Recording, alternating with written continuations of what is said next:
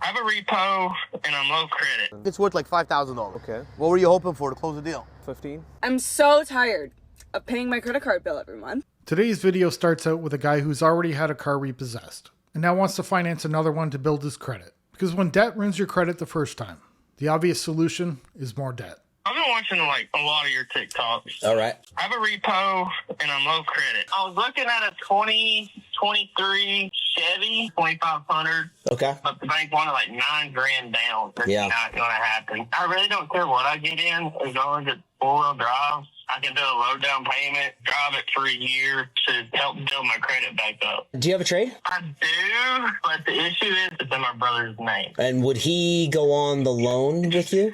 No. Okay. I think buying a vehicle just to improve your credit score is a terrible idea, especially if you've already had a car repossessed. If debt wrecked your credit the first time, the solution isn't more debt. The best way to rebuild your credit is to start paying down what you already owe, not financing something else. I know sometimes we can do a gift affidavit for a trade. Usually it's like parents to kids. I don't know if we can do it brother to brother. I'll have to check on that. And then how much of a down payment were you comfortable putting? $2,000-3,000. Okay. I've seen y'all have, I think it was an '05 Yeah. Chevy. It was green, Duramax. Yeah, the only problem is sometimes when you go older, even though if the truck's cheaper, the banks don't like older cars as much, so that might present a problem. Let me do this. Let me play around with my inventory, and you're open to any truck as long as it's a 4x4. Yes. Okay. Banks don't like older cars as much because when you finance a car, the vehicle itself is the asset backing the loan. If the borrower stops paying, the bank repos the vehicle and sells it. Newer vehicles hold higher resale value.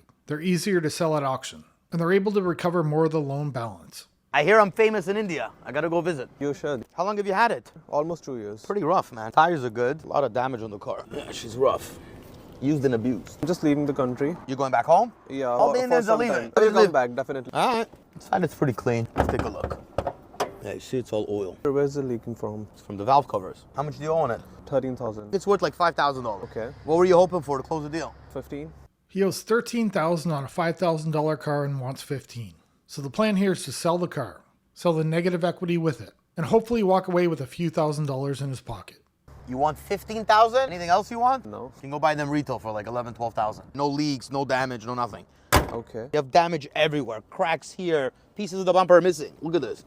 Everything's broken. The whole car is broken. Already got an offer From who? from a friend. For $14,000. Yeah. You go run to your friend and say thank you. Okay. It's not worth $14,000. Go take the money and ask him if he wants to be my friend. I could sell him cars also. Okay. And now he's stuck, because I seriously doubt there's a friend out there willing to pay $14,000 for that car. He can't sell it because he owes too much. He can't trade it because he's leaving the country. He's stuck paying off the car or having to pay for it while he's gone. I'm so tired of paying my credit card bill every month. I have been so fatigued with spending money and paying the credit card bill after the fact that I just stopped using it. Stopped using my credit card. I just stopped. You may be asking yourself, Libby, what do you use now to pay with instead then? My debit card. I went back to using my debit card just for a short period of time. It's great to get points and all, but like points at the end of the day aren't the end all be all. I don't know what's difficult about paying off a credit card bill if you're using it properly. If you aren't overspending. It takes about 30 seconds, you send the money. It really couldn't be much easier.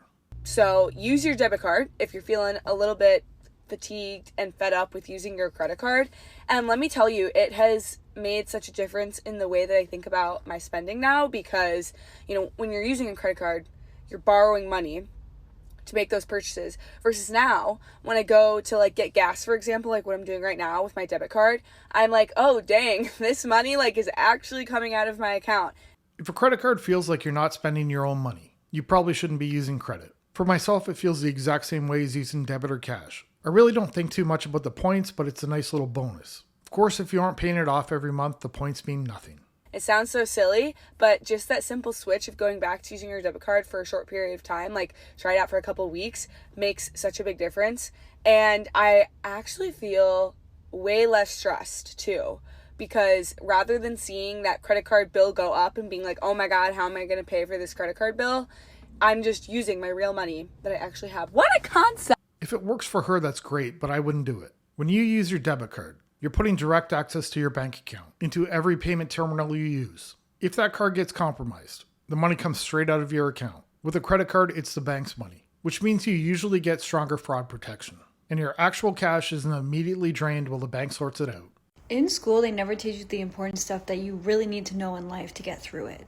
Like finances, how to save money, credit cards, even your taxes. We're not taught any of that stuff. And because we were not taught that stuff, when I first got my credit card, I never knew that a minimum payment means you still have to pay interest on your credit card. I thought every month if I paid my minimum payment on my credit card, I would not be charged. Even though I could afford at the time to pay off my credit card, I just kept paying the minimum. I think it was like 17 or whatever. I would pay it every time and I'm like, okay, great, I'm not getting interest. And then one day I'm going through all my credit card statements for my taxes and I'm looking through it and I'm like, what are these interest charges? This is crazy.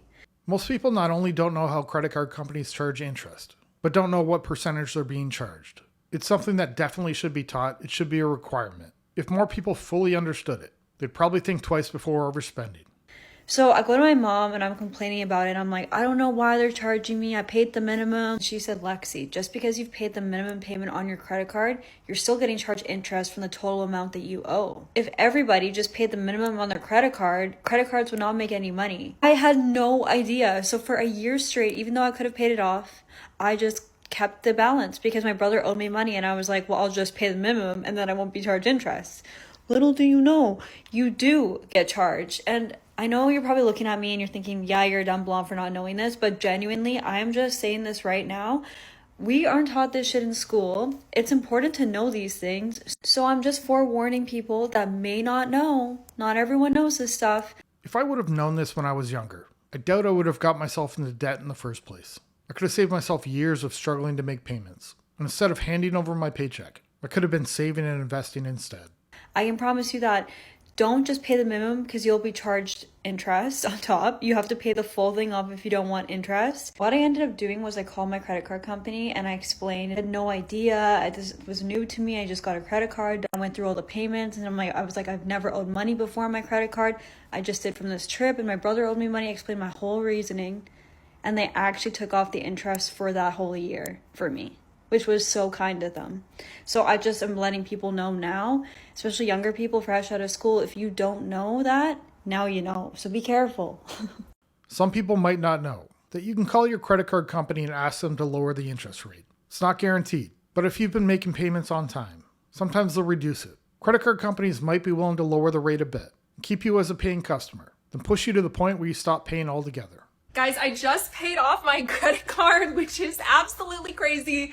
And yes, this is just the beginning of the journey because I think I started with around $30,000 in credit card debt, so not great. But this card is one that I've been trying to pay off for about 6 years. So it has felt like this giant mountain of debt that I was never going to get out of, and I just made a payment, so let me show you. I think when we started, it was around $5,000, and I got it down to this balance, and then I did get paid for some content stuff, so I went ahead and was able to pay this in full, even after setting aside the part that I need to set aside for taxes. So I actually did wait until it cleared. That way I can show you the zeros. This really is the most beautiful thing I've ever seen in my life. It's a great feeling seeing a balance hit zero. It really never gets old. Not only because the money is finally yours again, but because now you can take the payment you were making on that debt and put it towards the next one. I don't think you guys understand how many tears I have cried over this card. Now, next up, we are going to pay off my husband's Apple Card, and it is a jump scare. It is really high. I don't know what it's at this exact moment, but I know when we started, it was almost at $14,000, and we ended up doing a balance transfer for only $3,000. I know it like doesn't even feel worth it, but we did that. So I think it was down to around $11,000. So we will have to see, but I feel like this is going to free up so much money, and our income has been increasing due to me being able to monetize from my podcast and content. So I'm hoping the new goal is that we are going to pay off the Apple Card by May 31st. So fingers crossed, we're going to see if it works. Paying off debt can actually be exciting, because every balance that disappears is one less thing hanging over your head, one less bill to worry about, one less payment coming out each month. And eventually you get to the point where there's nothing left but basic living expenses. I saw this girl and she was like, when I'm manic, I pay all my bills. And that's honestly relatable because I was just telling my coworker the other day that when I'm anxious or when I have a big bill to pay, I don't put it off. I have to pay it off right then and there. As soon as my credit card accepts the payment and it shows up on my bill, I pay it off. I cannot stand when there's a balance there. Every single week when I get paid, I pay off my credit card. That's like the first thing I do before I worry about literally anything else, before I even transfer money into my savings, before I do anything else. Credit card gets paid. So if you need some advice, pay off that credit card, girl. I was paying mine off right away, as soon as the charge went through. I still do that with 2 of my cards, but the third one I don't. I let it run until the statement comes out, and then I pay the statement balance. But I keep the balance really low throughout the month. So the card gets used, a small balance reports on the statement, and then it gets paid off. Doing that has brought my score up to 857. This right here is one of the many reasons why I hate Dave Ramsey and his work, and one of them is because he tells you that a good starter emergency fund is $1,000. Now, please don't get me wrong. $1,000 is a massive accomplishment. That's huge. I'm not shaming you for saving only $1,000. That's better than a lot of people end up saving, and frankly, better than a lot of people can save. But telling people that $1,000 for your emergency fund is enough, it's not. It's not. $1,000 in an emergency fund is not enough before you progress towards your other goals. I don't agree with everything that Dave Ramsey says, but people criticize the $1,000 emergency fund and say it's not enough. That's because it wasn't meant to be. It's just a starting point. So people have a small cushion while they focus on paying off their debt. The full emergency fund comes later. Rent in an average American city is like $1,700, $2,000. And that's before groceries and insurance and daycare and everything else. So this is why I and a lot of other financial experts say that your emergency fund should be 3 months of living expenses in a high yield savings account. And you build that slowly over time before progressing to paying off other kinds of debt. Some people criticize the $1,000 emergency fund and say it's not enough, and say that you should be saving 6 months of expenses instead. But there isn't one approach that works for everyone. Some people need a small reachable goal to get started. Others feel better building a larger cushion first. Personal finance is personal, and you have to pick the best approach that works for you. If you want to see more, you know what to do. We'll see you in the next one. Bye.